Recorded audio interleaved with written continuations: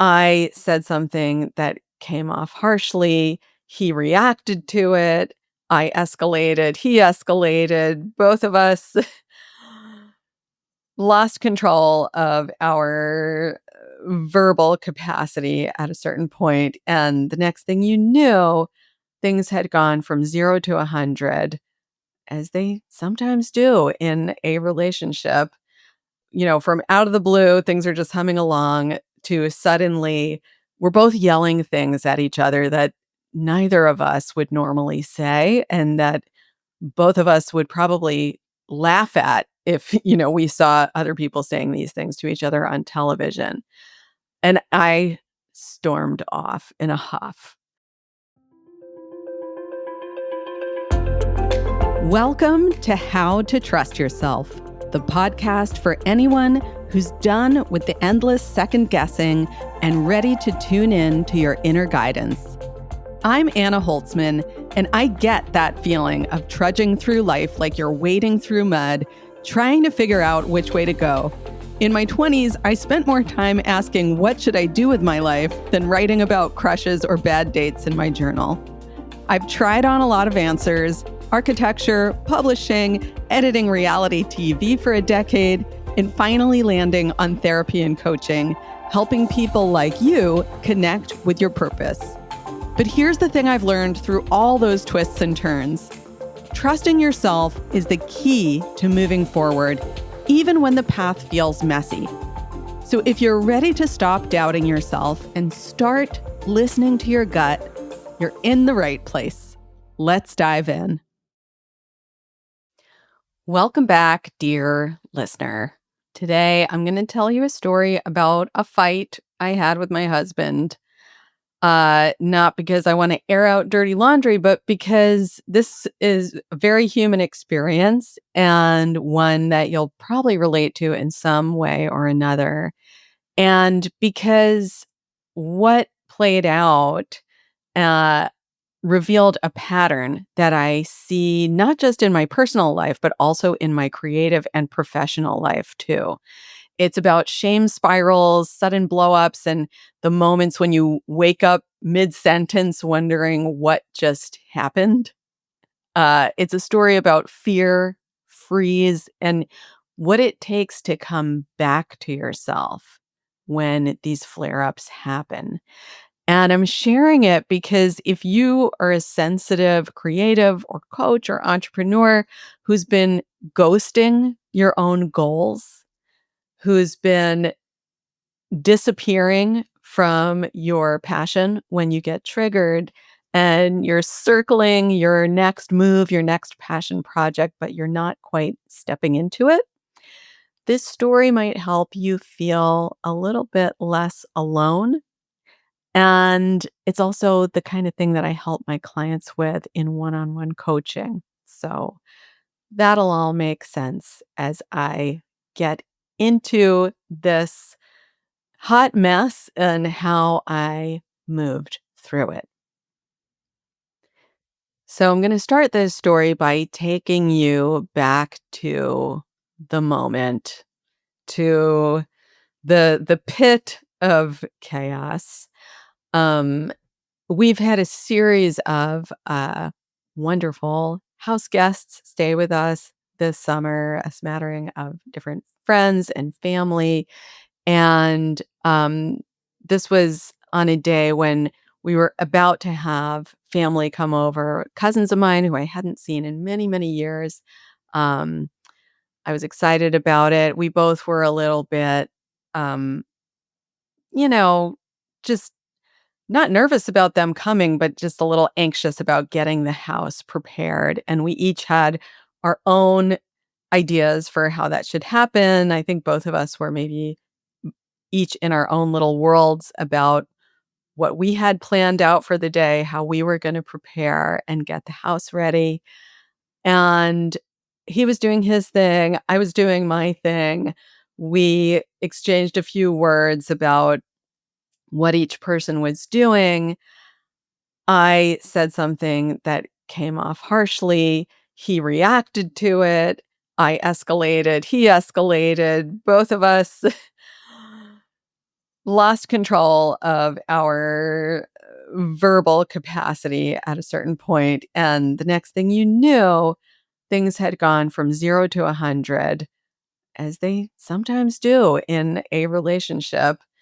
From out of the blue, things are just humming along to suddenly we're both yelling things at each other that neither of us would normally say and that both of us would probably laugh at if, we saw other people saying these things to each other on television.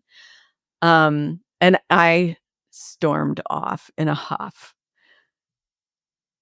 Almost as soon as I was out of his sight, I simultaneously wanted to laugh at myself and wanted to cry, and I did cry. It felt so disorienting, not that I had never been there before, I certainly have, and it feels so disorienting to me when, you know, I experience this kind of a blow up, we experience it together, and then my body just wants me to, like, storm off and leave in a huff, and I do that, and I walk off, and then I find myself with myself walking alone, and suddenly, it all hits me, like, how did that happen? Why did that happen?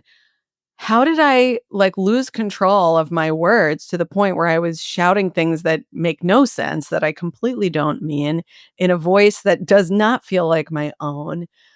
Um, it it feels disorienting, it feels scary, like, how did I lose control, and why did that even happen?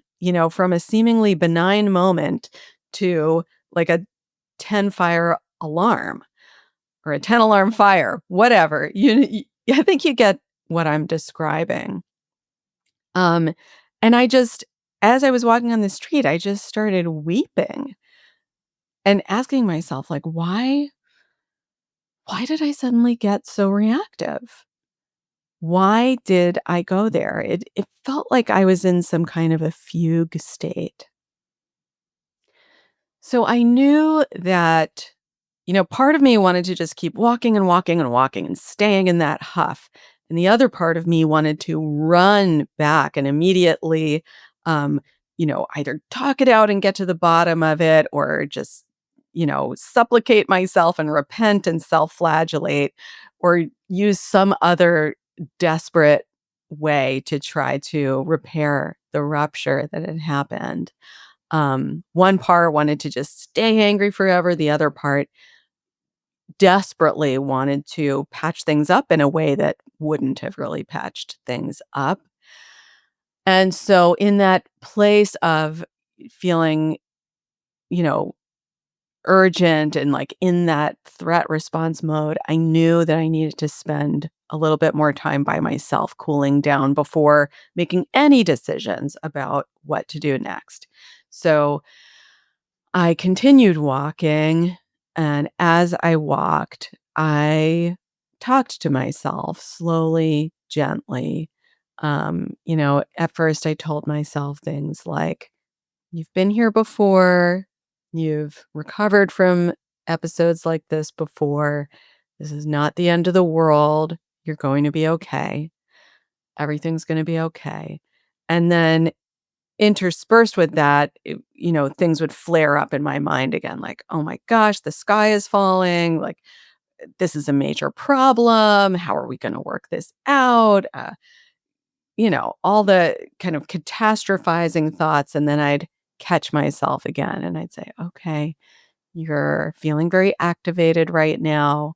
When you feel activated, your thoughts catastrophize. That's just what the nervous system does. You know what this is. You can zoom out and see that you're feeling activated. Just keep walking, keep breathing."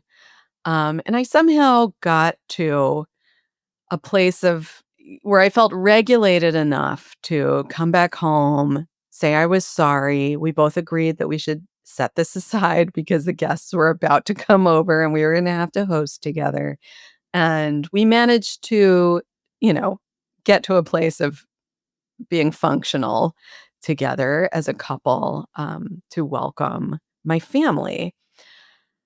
And then the next day, my family left. It was a very quick visit. It was an overnight visit. My family left, and we decided to spend the day together doing something that was calming and regulating and not getting deeply into what had transpired the day before, just spending some time together, settling together, allowing our nervous systems to settle.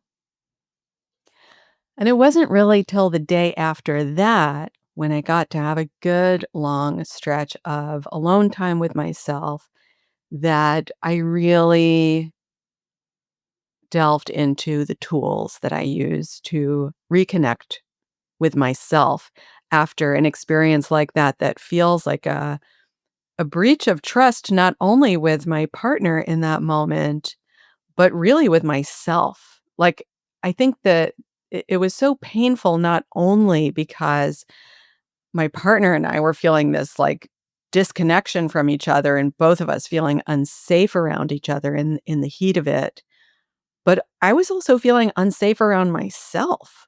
I was feeling like I couldn't trust myself, like, who is this person that's yelling these things and behaving so reactively?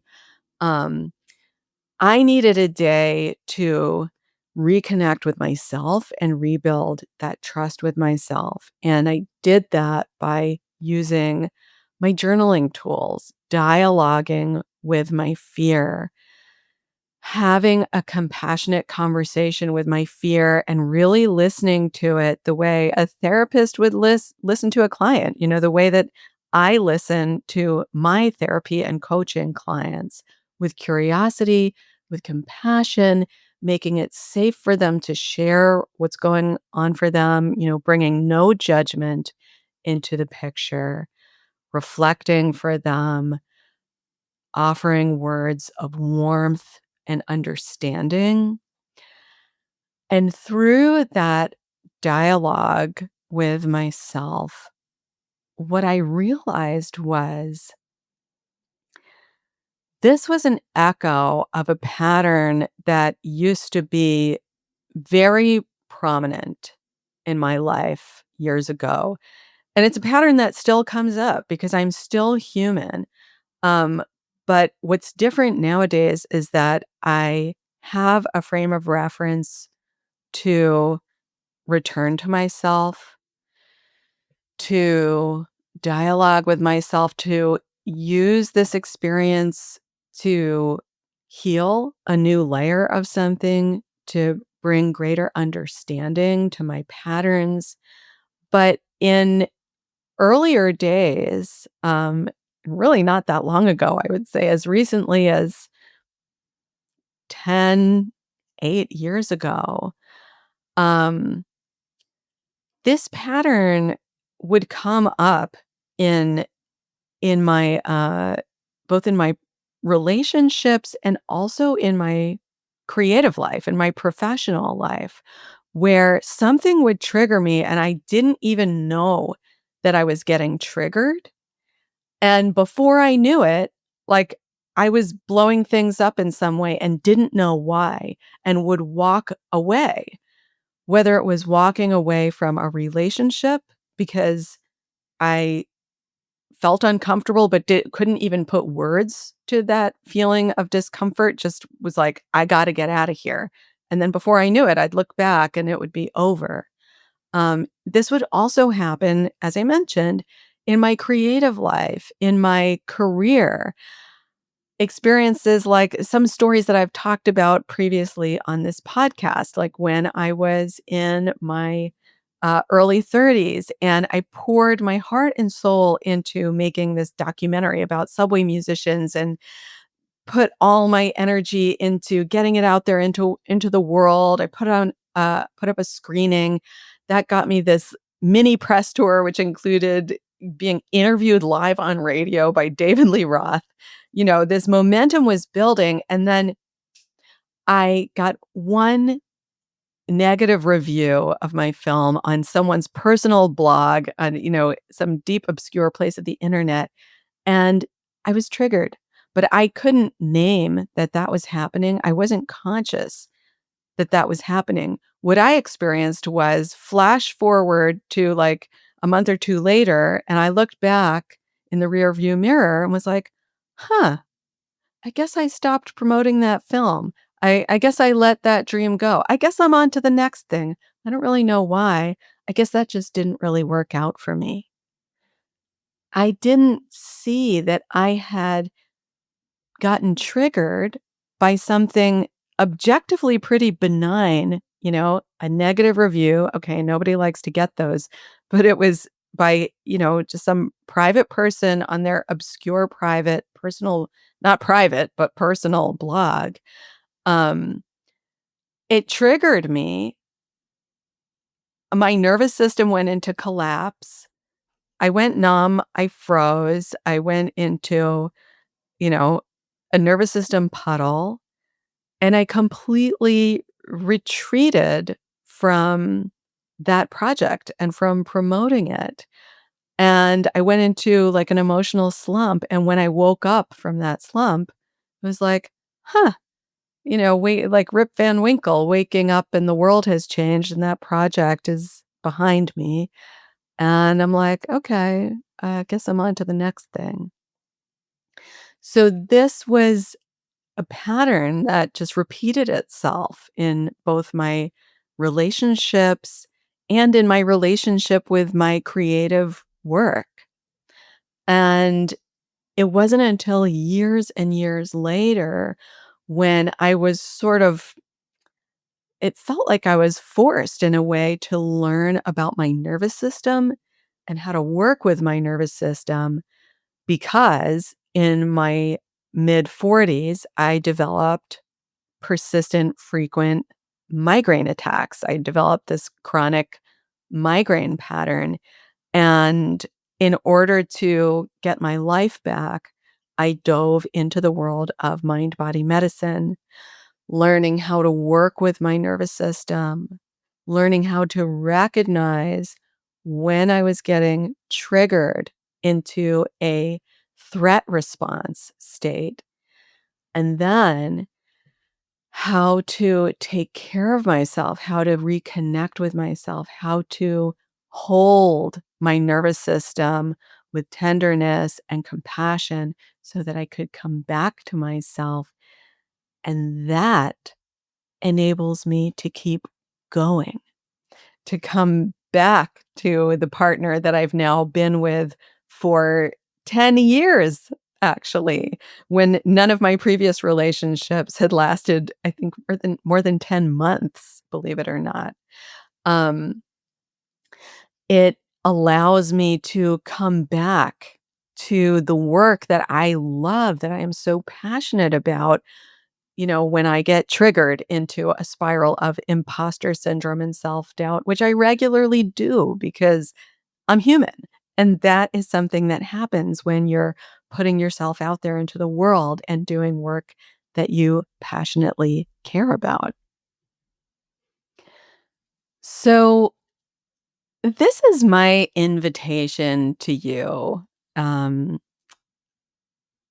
as I'm sharing this story with you and how these tools of dialoguing with my fear have helped me not to reach some kind of Zen Buddha-like place where I never get triggered anymore. I'm always going to get triggered. We as humans are always going to get triggered. It's not about trying to reach a place where we don't get triggered anymore. It's about learning how to recognize when we're triggered and then how to dialogue with our fear, how to work with ourselves, how to come home, back home to ourselves and repair with ourselves. Just like we need to repair with a partner when we have a fight, we also need to repair with ourselves so that we can return to the work that is so meaningful to us, that gives us that sense of fulfillment and that we care so deeply about. And my invitation to you is I want to guide you through a taste of these tools. And as it happens, I actually have a workshop that guides you through this process step by step through recognizing the signs of when your nervous system is in an activated state, and then through the process of dialoguing with your fear so that you can come home to your authentic self into a trusting relationship with yourself, which you can then bring forward into the work that you put out into the world. This workshop is called Let Yourself Be Seen. It is a visibility workshop for sensitive creatives, coaches, and entrepreneurs. And it brings all of these elements together um, in a way where you learn tools to help you communicate authentically with yourself. And then, if you choose to, with others to share that authentic communication with the world in the way that feels meaningful to you. And you can access this workshop right now, actually, by going to my website, annaholtzman.com/be seen. So, my invitation and gentle, loving challenge to you is to download that workshop now, go through the steps, and send me an email and let me know what your experience was like. I would love to know what this experience is like for you. annaholtzman.com/be seen. Take the workshop and then connect with me. Share with me what your experience of this dialoguing with your own fear was like and what it opened up for you. I can't wait to hear from you. I'm sending loads of encouragement and love. You are not alone. We're all in this messy, wild human experience together. We're all learning together. We're all practicing tools and learning new tools together. And I am grateful to be on the path here with you. I'll see you again next time. Take care. If you enjoyed today's episode, please do me a favor. Hit that follow button so you don't miss a thing and leave a rating or review. It helps more people find this show, and honestly, it makes my day. And if you're looking for more ways to trust yourself and start listening to that gut instinct of yours, come hang out with me on Instagram at Anna_Holtzman. Let's keep the conversation going. Thanks so much for listening, and until next time, trust yourself. You've got this.